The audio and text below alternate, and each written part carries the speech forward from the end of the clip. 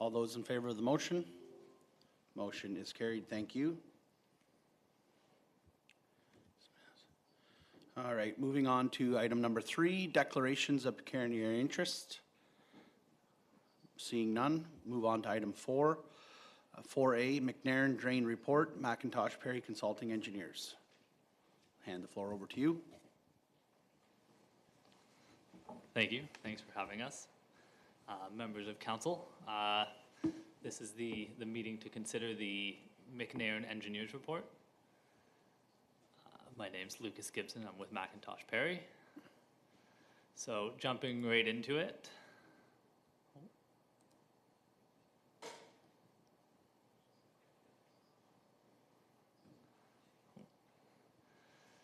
So here's the Mcnair Drain. It spans 1.3 kilometers, and this is the approximate location shown here.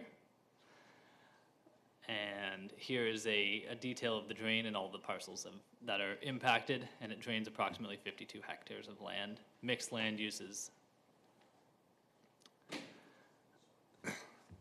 To summarize the reasons for this report, it was last updated in 1995, and it has been requested due to a number of factors, including recent developments of multi-lot subdivisions, changes in land use from formerly agricultural land, and the existing profile, which was over-excavated some time ago and needed to provide legal backing for that new profile so that the drain can be maintained and assessed out, as well as updated to the assessment schedules to include all the new properties that have come into it and be able to assess out that profile.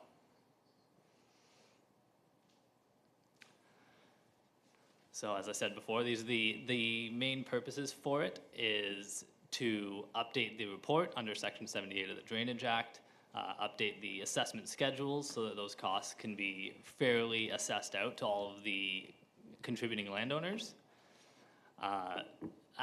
assess the profile for adequate capacity, and make sure that the drain functions and can convey the flows that are required of it, and to update the assessment schedule and review all the culverts for capacity as well.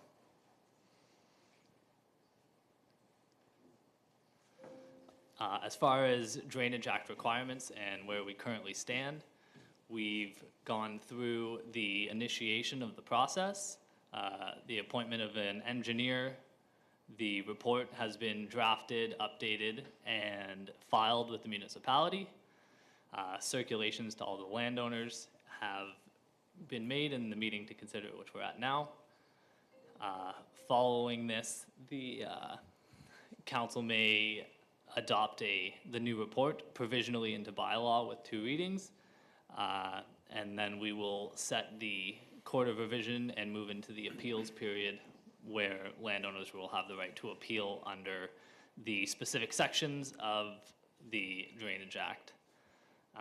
Following those appeals, once those are all resolved, there will be a 3rd reading and it will be adopted into bylaw.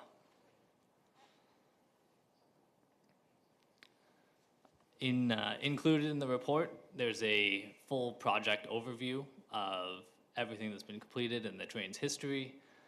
All the supported hydrology is in the appendices based on the flow rates of the channel and the sizings of the culverts. The full set of engineering drawings, plans, profiles are all illustrated in there, along with the assessment parcels and block assessments.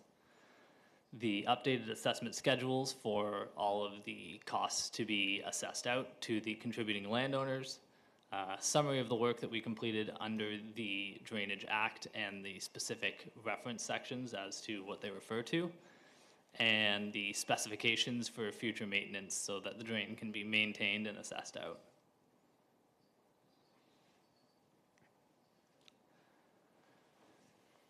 So the final conclusion of everything in the report, all of the costs associated with the report will be assessed back to the landowners as per the assessment schedules included.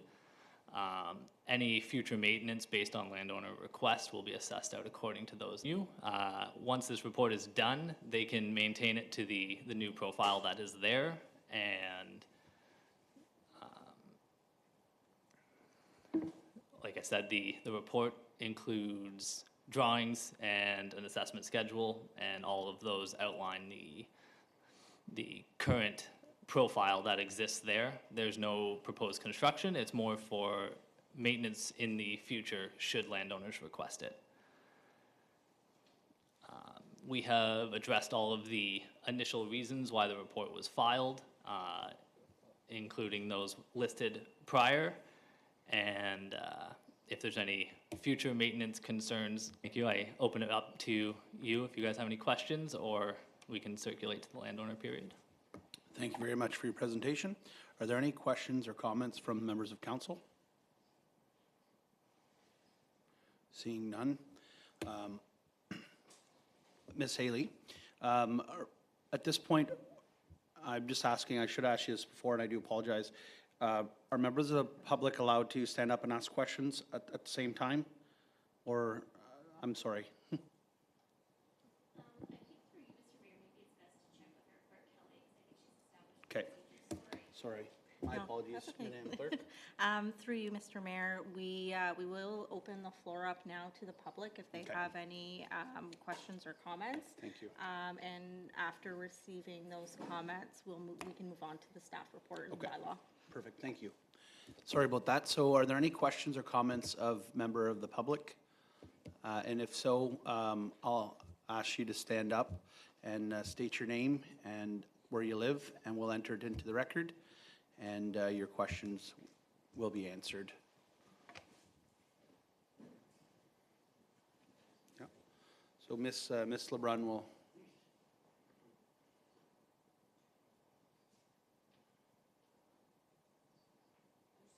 Yeah.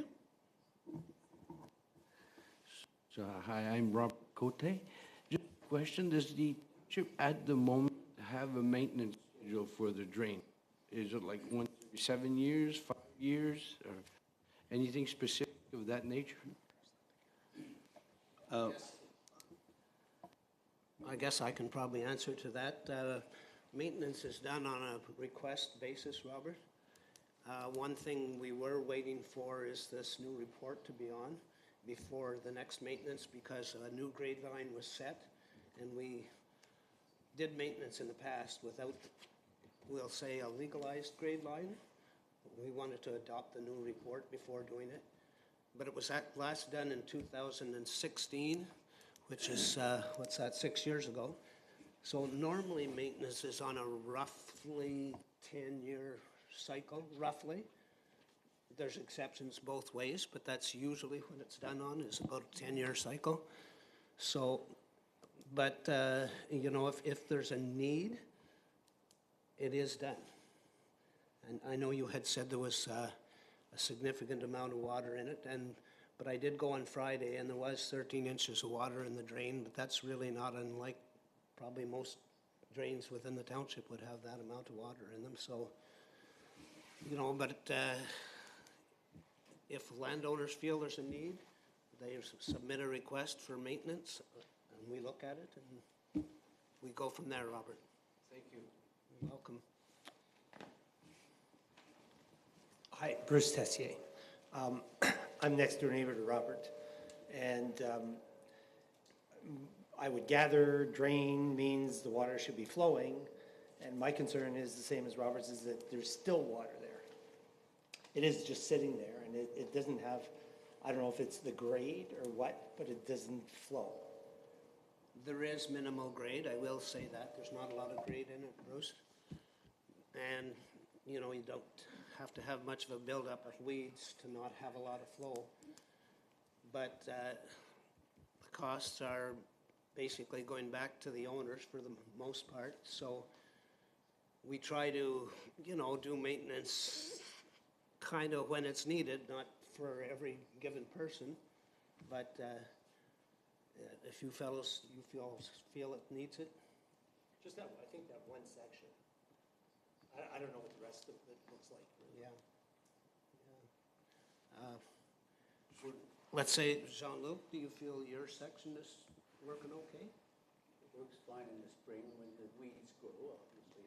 It gets a bit slow, yeah, so after that. Yeah, so it's kind of a bit of a balancing act, to be honest, to not incur too much cost to go back to the owners. Do it when it needs it, but, you know, that type of thing. So when you say the owners, is it the owners of the, all of the owners on the drain or the owners of that section?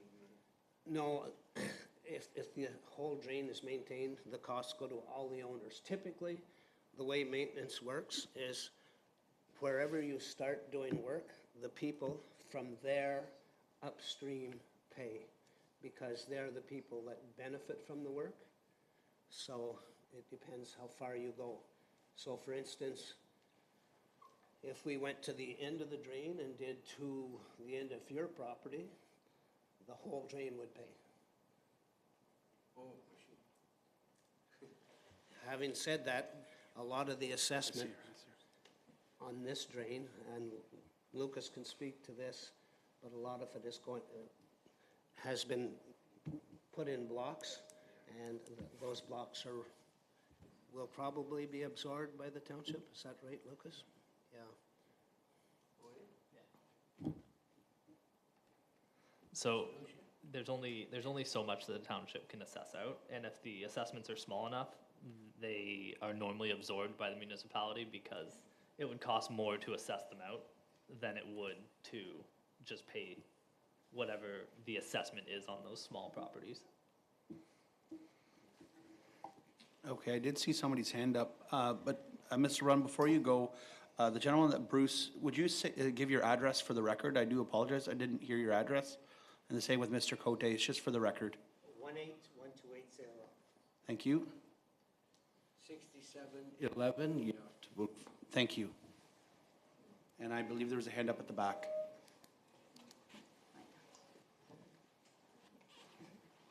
Hi, good evening. Barbara Durrett. I live at 18161 St. Laurent Boulevard, which is the top part of that map that it's actually built now, but it looks like it hasn't been built yet. And I'm just wondering, because we have quite a swale, both myself and my neighbors in our backyard, that we didn't know we were gonna have when we bought our places. But I'm just wondering, how's this gonna affect what we have to pay, or how this drain's gonna work? Because this is kind of new to the neighbors up there, this large kind of swale that we have. I put in a retaining wall because I have a swimming pool, but I know it affects my neighbors on either side, one of whom's here this evening. And how much is this gonna cost us? So the assessments are based on the catchment area. So you're saying that swale drains in an opposing direction, or? Well, I don't know what that swale, I don't know where it's going from that swale, because we never knew it was gonna be there when we bought that property. So this is kind of like new information to us about all of this. Okay. So, and like I said, you can't even see our houses yet at the top piece of that map, so that's inaccurate, but, Right, yeah, that's the old aerial imaging. yeah. So we generated a catchment area using LiDAR information and survey. So we marked all the contributing properties, and if your property, say that swale is draining in another direction, I can't speak to that, but your property will only be assessed for the portion that you're contributing. So if that swale splits your property and only a portion of it contributes to this drain, you will only receive an assessment for that portion. Okay. Yes, can you add that, because Yeah. we're more concerned about how it looks than. My name's Steve Mullen. I live at 18163 Saint Laurent Boulevard. Yeah, so we just moved in December. We're in phase 4, lot 7. When we purchased the house, like Barb just said, we weren't aware there was going to be a swale in the back. So when I built, I used as much of the property as I could. I built fairly deep. I ended up with a 25-foot backyard. About 15 feet of that is angled down to a swale. And I had a landscaper come and measure it, and it's dropping 4 feet from the back of my house to the swale on a 25-foot backyard. So Looking down the line, I've taken a lot of pictures and such. The construction of the drain across all the new properties seems very inconsistent. So in the springtime, when the water was sitting there and there was some construction, I know it's new construction, but there was huge piles of ground sitting at one end of the drain. There was huge piles of ground sitting at the other drain. There was no drainage going on whatsoever, and the water just kind of sat there. So personally, I'm in a position where I need to build a retaining wall, probably, if I want to use my backyard just so I can sit on it with a lawn chair. It's going to be very, very expensive. So before I do that, I'd like to know more what not the maintenance, but the actual construction of the drain, of what it's going to look like, so I can plan going forward to make my backyard usable. Okay, Ms. McDonald wants to answer that question. I'm going to hand the floor over to her. Thank you very much, Mr. Mayor, and through you. So your rear yard swale is not part of this drain. If you look at that map, the drain is the blue line that comes across. I'm wondering, Kelly, Madam Clerk, if you could just point out where the drain is on that map for everyone. So that is the drain and the what we're here to speak about. Your rear yard swale would have been approved through the grading and drainage plan for the subdivision. I have my card, and come grab it afterwards, and we'll chat later, but it's kind of outside of the scope. And I do believe, don't quote me on it, but I do believe that the swales drain into the Mcnair Drain, which is why you would have received this notice. Thank you. Okay. I did see a hand up at the back. I'm not sure if they still would like to speak.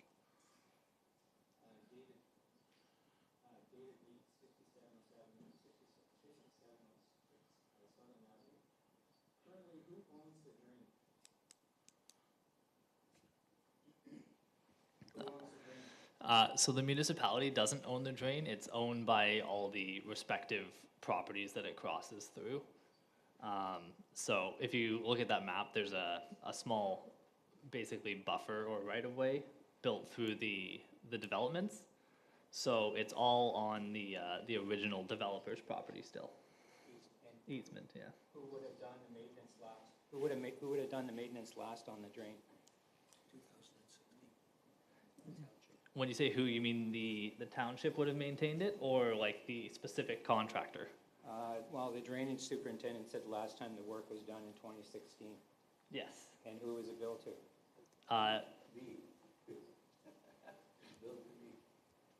Okay, so that's part of our confusion, is we were told that the drain was owned and maintained by the property owner the last time he was trying to sever a property, which is behind, the drain runs right behind our home. So we were told that it was that person's job, his responsibility, we had nothing to do with it. And now we're getting a notice that properties adjacent are gonna have to pay for things. Well, if it doesn't belong to us, if he built a lake and was asked to move the drain, which is what we were told in the last meeting a year ago, why are we having to pay for anything at any point?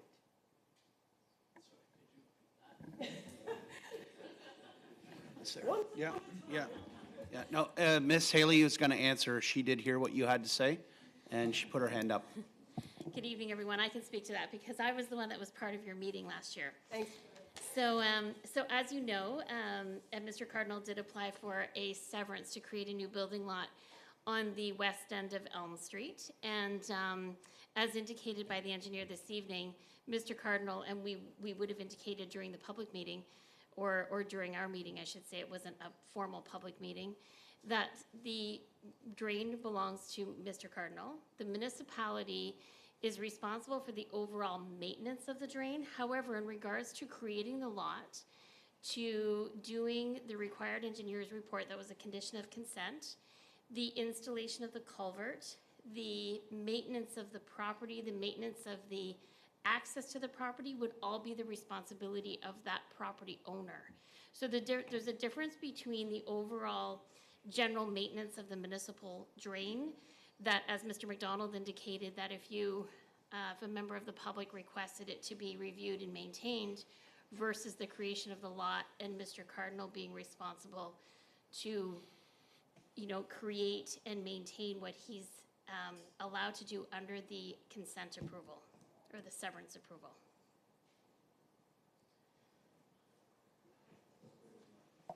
Okay, my concern, I guess I'm not clear then, when originally the severance was done, and he said he was responsible to maintain, maybe I'm misunderstanding. So he's not, the township originally is supposed to maintain? Again, through you, Mr. Mayor, and we were speaking specific to that property. So the creation of the property and the creation of the engineer's report that would dictate how that property was to be developed in terms of the installation of the culvert, and then maintaining that culvert and maintaining that access to Mr. Cardinal's property is to be done by Mr. Cardinal. That's not the same thing as maintaining a municipal drain to make sure that the whole drain is cleaned out and functioning properly. And I'm sure the engineer can correct me a little bit on my language to that effect, but we were speaking specifically to the creation of that lot and how that lot was going to be developed. And I believe you're aware of that report as well that was completed for that lot.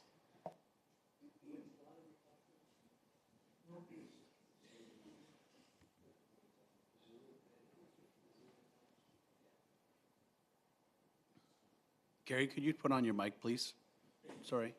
Yeah, it was at the end of Elm Street on the east side of the municipal drain, near the beginning of the drain, So where it the base- lot was created. So on the screen there, it's right on the right side where the blue stops, basically.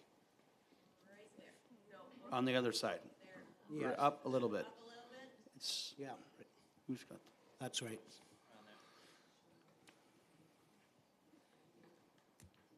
Okay. Ma'am, I didn't get your name and your address. I do apologize. Stevens, I'm also at the same address, 6706 Sutherland. Okay, thank you. Okay, this gentleman here in the green shirt had his hand up, or whatever color that is. Blue, okay. My name is Claude Dion. I live at 6727 Yacht. I'm confused now. Someone earlier said that the drain is shared ownership, and then now we're hearing that the drain is owned by Mr. Cardinal. Which one is it? So the large portion of the property around the storm, or the artificial lake, is all owned by Mr. Cardinal, so it is all entirely on his property. But the drain is owned by whoever's property it crosses. So it doesn't cross any of the newly severed lands and the newly developed properties. It's, if you look at the blue line, specifically where that parcel information is, it's owned by those respective properties. And in your report, there's a ownership plan. That'll show you all of the respective properties. I think there's 3 major properties that it crosses.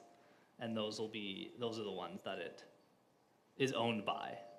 Okay, so if we own a property that's in that blue section, the drain is shared or owned by Mr. Cardinal? So it's owned by the respective properties that it's sitting on. So if you owned one of those properties that the blue line crosses, then you own that section of the drain. Okay. It is still maintained by the municipality, On though. our side. And Mr. Cardinal owns on this side. If that's where your parcel information is, a lot of the property information I know terminates at the top of the bank. So it would depend on where your particular property is.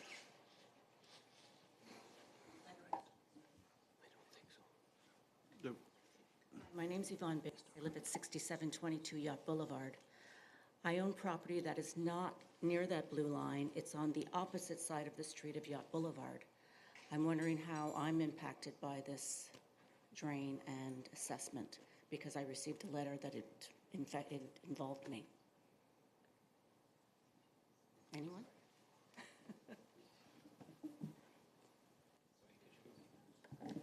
I live at 6722 Yacht Boulevard. That is across. I do not.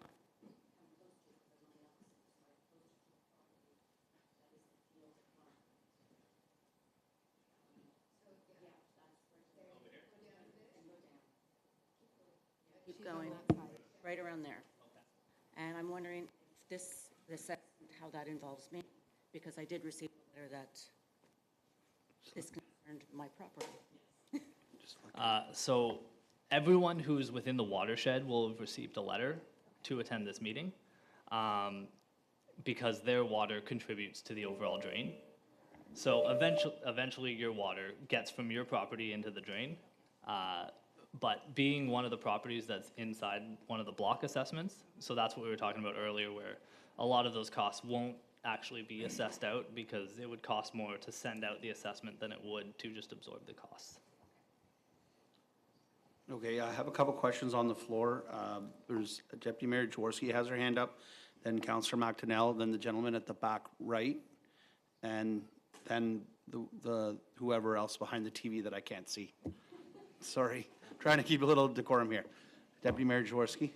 Thank you, through you, Mayor Warden. And I guess I just wanted to chime in because I felt like things were sort of getting more and more confused as we were talking, because there's like a lot of issues of who owns the land where the drain is, and that's one thing. And then there is who is benefiting from the existence of this drain.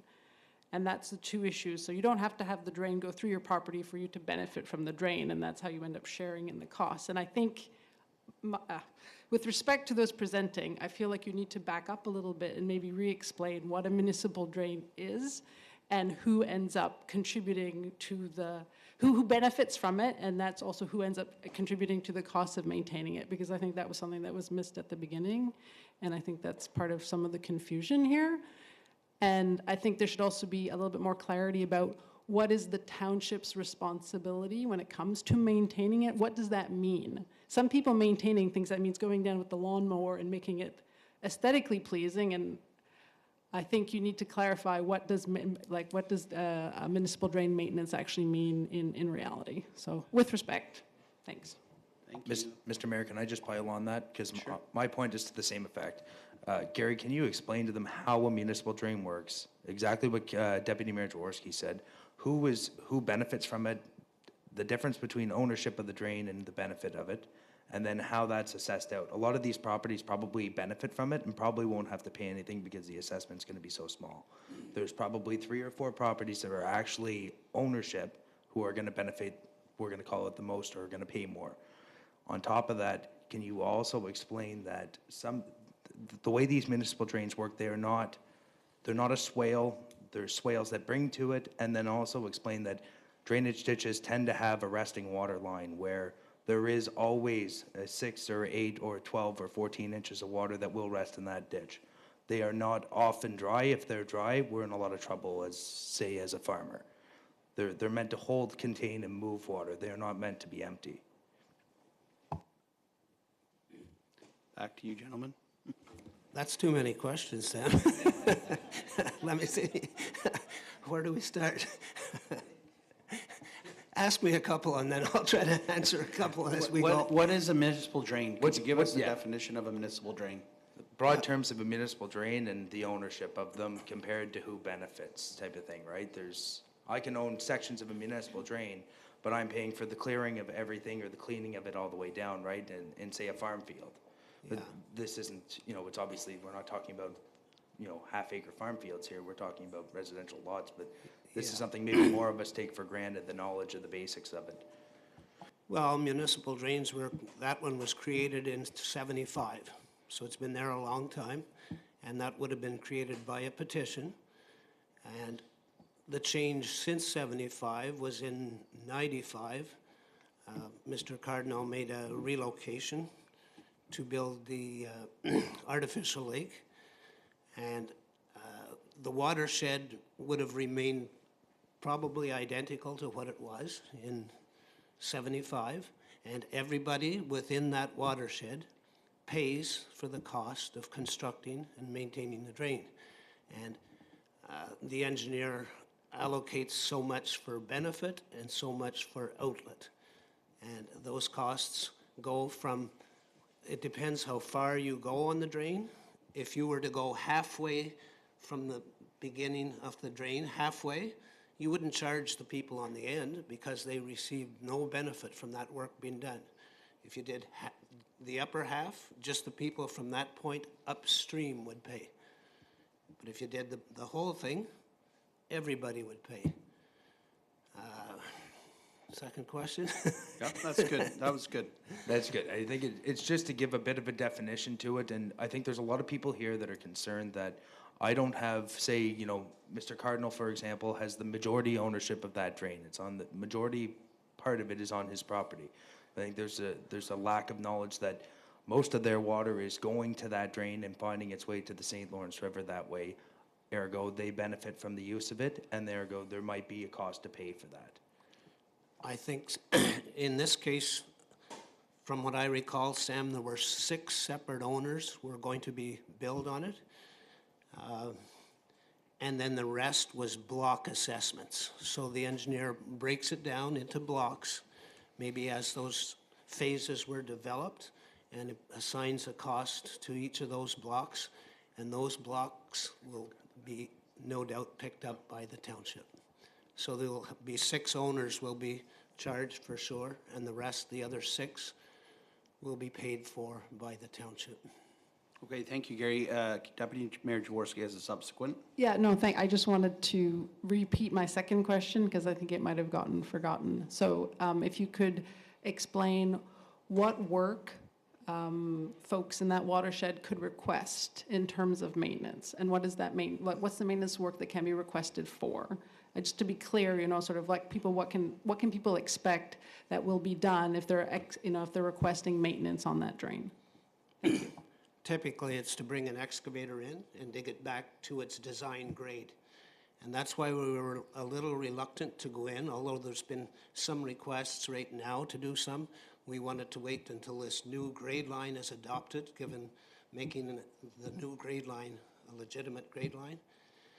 And after that, if there's a request, we would look at it, we would survey it, we would see how much sediment has built up, and we would see whether it was reasonable to go in there and spend money to do it all, or whether it could wait a couple of years. And you're never going to get uniformity between all owners as to what's required or not. There's going to be some people are happy. You could have a 50-50, or you could have one person that's unhappy and 19 that are happy. So I know that's not giving you a perfect answer. No, but you're bringing in an excavator. That's the kind of work we're discussing here. Yes. Okay, thank you. Okay, thank you. I'm going to go to the gentleman to the far right. He had his hand up quite a while ago. Please state your name and your address, and then the gentleman to your right afterwards, Crystal.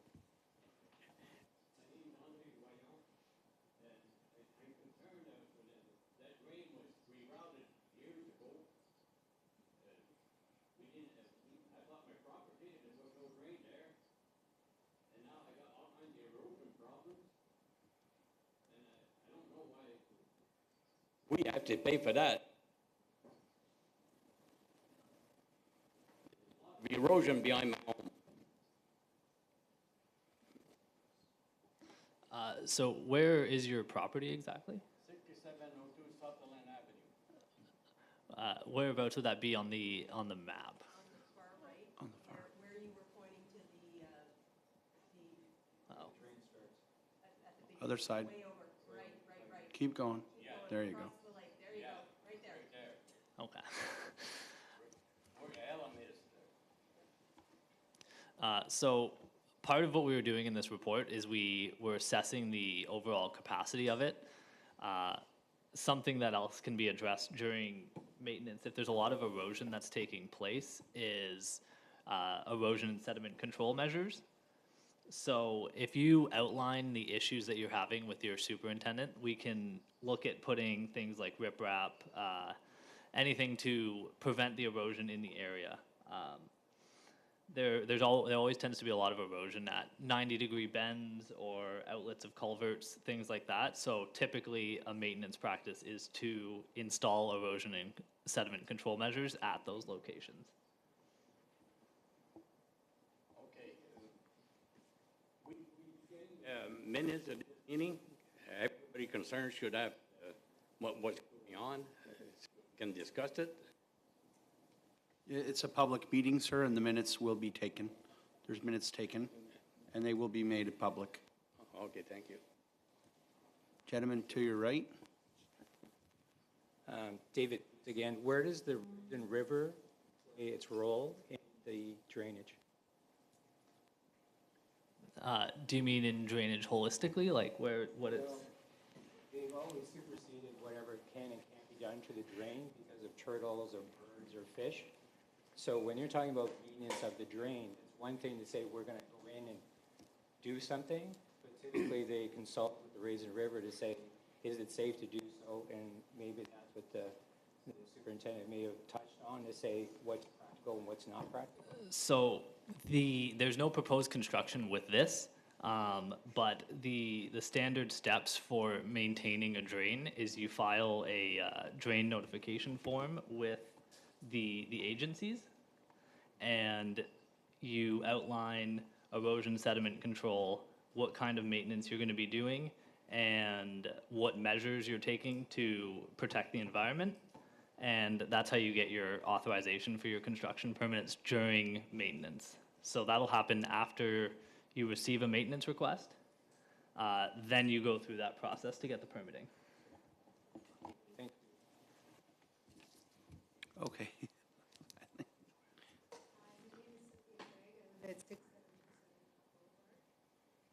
It's been mentioned a couple times that there's 6 main owners who will incur most of the cost for this report. The rest out of the blocks is so small it will be absorbed. Is that public? Who do we know are the 6? Because I looked at the report, and it doesn't talk about the 6, it talks about the blocks. So we don't know if we're a part of that yet or not. So based on what you said, your property, it sounds like you are part of the blocks. However, in the report, there is a property identification design sheet, and it has the numbers 1 through, I think 7 is actually the number through there. And for obvious reasons, we don't distribute everybody's names, but the roll numbers are on the assessment schedules. So if your roll number is not on there, you wouldn't be one of those 6. You would be associated with one of the blocks. Can you identify those in the folder?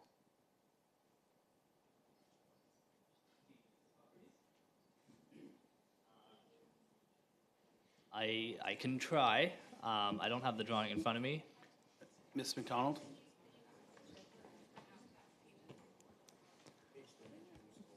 Page, could you go to the engineering drawings? Drawing number 3, I think, is the.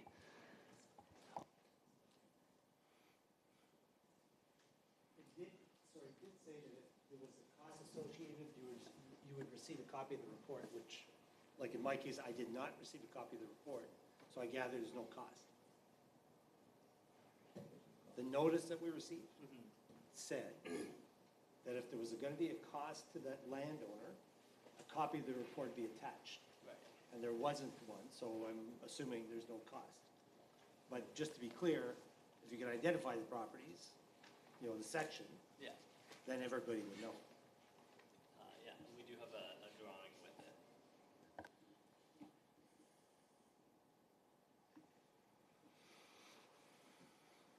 Let me know when I get there. I think it's the first or second page in the appendices.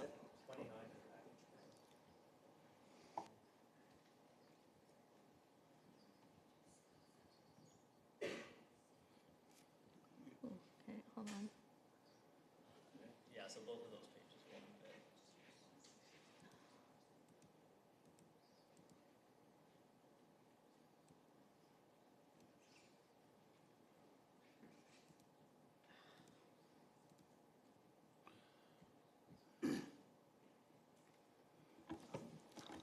So this is the property ownership, the small circle property identifiers.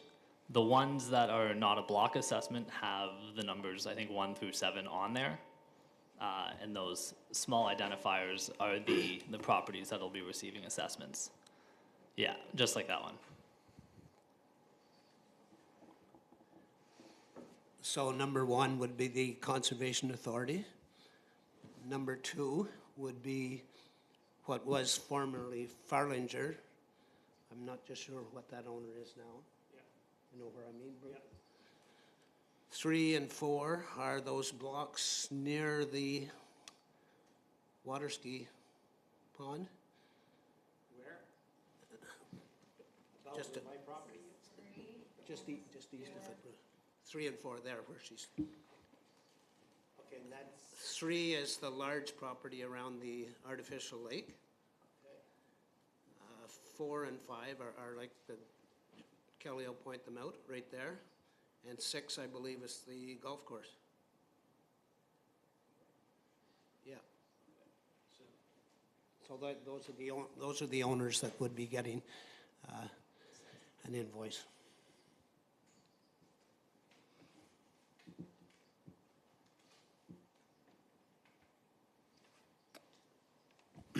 All right, thank you very much. Are there any other questions or comments? Yes? I had one follow-up. I'm just curious because talking about if there was a maintenance request and it was granted for the excavation onto property, obviously if it's on our property, we would be given a notice of that well in advance, correct? That this has been requested and approved? Yeah, typically there's a maintenance request and then it goes through the permit process. And when construction's going to occur, construction notice will be sent to everyone whose property they're going on. So everyone who's immediately adjacent to the drain. Okay, Ms. McDonald, then Ms. Haley, or vice versa. Through you, Mr. Mayor, it was just Miss Haley. I am Miss McDonald Haley, though. It's perfect. Mr. Mayor, I was wondering if we could maybe have Mr. McDonald elaborate a little further on the difference between maintaining your property versus maintaining the drain. So for example, as a municipal employee, we often get phone calls from residents, especially in more built-up areas or residential areas, that will ask, you know, can we mow the lawn? Can we plant a tree? Can we do gardening? Can we trim trees? And I think that maybe will help clarify the audience a little bit between, you know, us maintaining our properties versus maintenance as per a drainage report on a municipal drain. Thank you. Thank you. Well, typically maintenance is done for drainage first and foremost. So, you know, if there's sediment holding back water, that's removed first. Now, as far as going in and cutting grass along them, no. It would not be ever been taken away, unless it was affecting the functioning of the drain. As long as the drain is functioning well, you don't go and take out grass, because where does it end? You can go every 2 weeks, and you know, so. So to further clarify, I guess what I was looking for, the difference between municipality maintaining versus me as a landowner. So as a landowner, would I be permitted to go in and do some weed eating and grass trimming and plant flowers or plant a tree? So I'm not talking about your role in terms of maintaining the drain, it's more of the individual property owner's role. Well, the municipality would be responsible for the cross-section of the drain, if you will, from top of bank to top of bank. And also, another thing to bear in mind is there's a working space along every municipal drain, because you have to be able to go in to do the work, and people have to realize they can't put obstructions in the way, and if they do, they have to be removed to do the work, or arrangements made that they pay the cost if there's a way of doing it without taking what's in the way. We try to be as accommodating as we can, but first and foremost, the work has to be able to be done. And I don't know, have I answered what else have you? No, I think you've answered it generally, thank you. Okay, yep. At the back. Just one last question. The commercial property that's sold on number 2 has been sold. So moving forward, if and when at some point in time that property gets developed, does it affect any of the landowners in the conversation that we're having today in regards to the drain? Because we're all basically downstream. The way my understanding is it wouldn't, if any of the work was done before it reached you guys, you wouldn't have to pay, the way I'm understanding it. Correct? Yeah, all assessments are based on where you are on the drain and are assessed out to only those who are benefiting from it. So are we considered to be the beginning of the drain or the end? So all the properties would be upstream from that, but any impacts from development would come from the development agreement, not really the drain itself.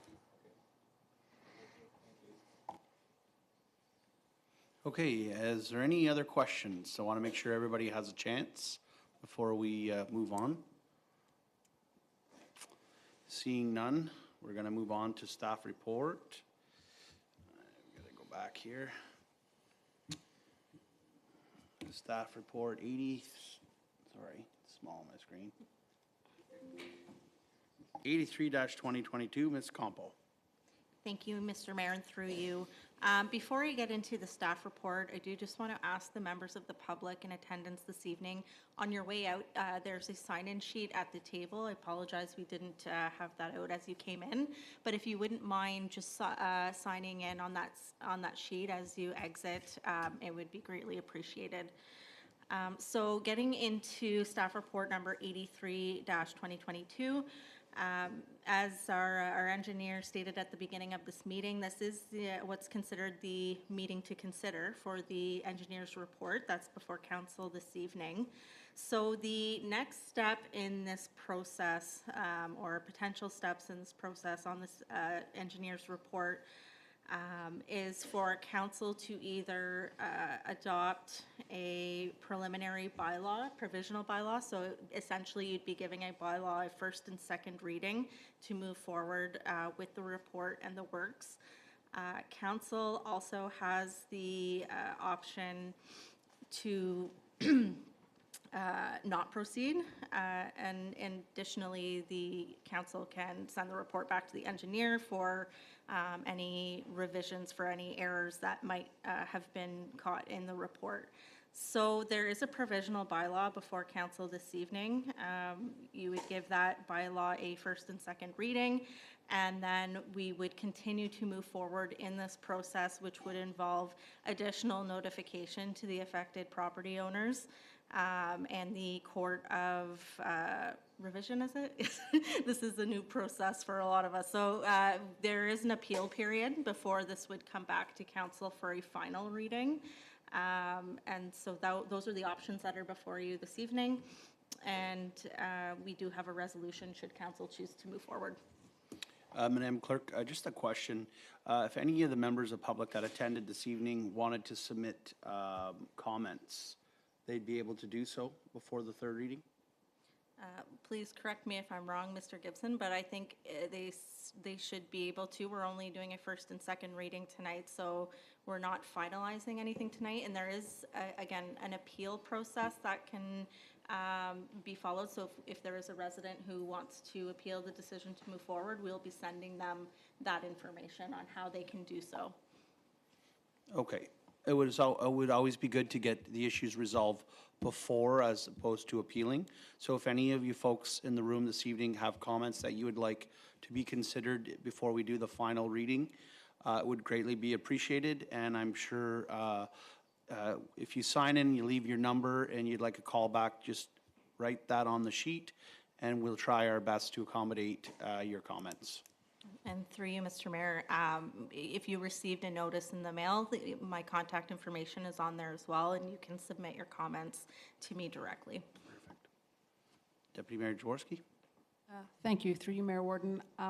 As this project moves forward, I don't know, I guess I want to make a suggestion. I feel that, as we have likely, as development continues, we'll have more situations where we have these residential areas that are adjacent to municipal drains. And I feel that this is an opportunity for us as a township to better communicate what our municipal drains, the ones that are in residential areas, sort of like an info kind of infographic, something that would be more like, with respect, again, the report, is very detailed, but it's not in layperson language, and I think it kind of lends itself to maybe some confusion. If there could be this engineer's report could have sort of more a layperson summary as to what someone, one of the property owners in the block could really take away from it. those who don't have the background of dealing with municipal drains. So I guess that's a two-parter. I don't know if there could be something more layperson executive summary that would go with this report, and also on the township end moving forward, if we could look at maybe on a communication side, having something on our website that better explains municipal drains and where the township's responsibility lies and terminology and whatnot. Thank you. Okay. Yep. Something we've done for other municipalities in the past is basically put together a quick summary covering like the key impacts that are going to affect landowners, and then the key impacts that are going to affect contractors, and then combine that with the OMAFRA fact sheets that sort of outline things, and they have flow charts that outline the whole process. I can circulate all that to the clerk, and it could be something that would be helpful on your website. That certainly would.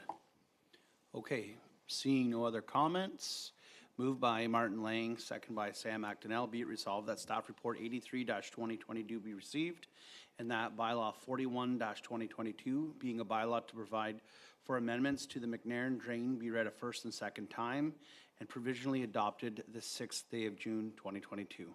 All those in favor of the motion? Motion is carried. Thank you. And moved by Sam Actonel, second by Rebecca Luck. Be it resolved that the Council of the Township of South Glengarry adjourn to the call of the chair at 6:52 p.m. All those in favor of the motion? Motion is carried. Thank you all very much for coming out this evening.